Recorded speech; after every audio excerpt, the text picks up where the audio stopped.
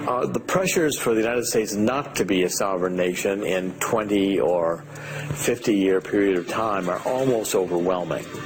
As you know, the globalism on an international basis takes greater and greater hold. Corporations with technology and advances in transportation begin to really operate in a multinational setting where immigration is not stopped, illegal immigration is not stemmed, and people feel they have a right to go and move and live where they want. These forces are all going to wear away in like a drip by drip by drip process, where eventually the United States transforms into a North American Union configuration. First, I believe now with Mexico and Central America, and ultimately with Canada. The resistance to it is going to come if, in fact, this is the economic disaster it has the potential to be.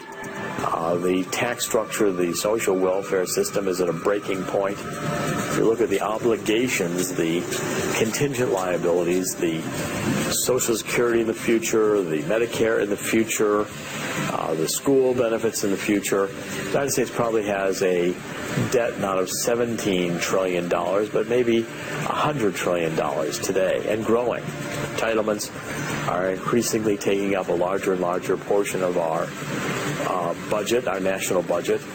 So eventually this system collapses, and I think it's almost at a point of collapse now. Once we stop printing dollars, the Treasury is selling its debt to the Federal Reserve. The Federal Reserve just makes up the money, hypothecates it to buy the Treasury debt and puts it on the Federal Reserve balance sheet. Well, this is going to come to an end because interest rates are going to start to rise anyway, no matter how much debt the federal government buys, and eventually rising interest rates are going to set off again, as they did in 2005 and 2006, another massive, I believe, economic collapse. So the economic ability of the welfare system to sustain, even at its current levels, to say nothing of absorbing millions of additional Hispanics who will, for some extensive period of time, need government assistance to live here reasonably, this structure economically could collapse. And if it does, there will be a return and a move to return to constitutional law, securing the border, and these are issues that have to be debated over the next 10 years or so. I don't anticipate that there will be another announcement of a security and prosperity partnership as long as journalists like myself are around to scrutinize it and report on it.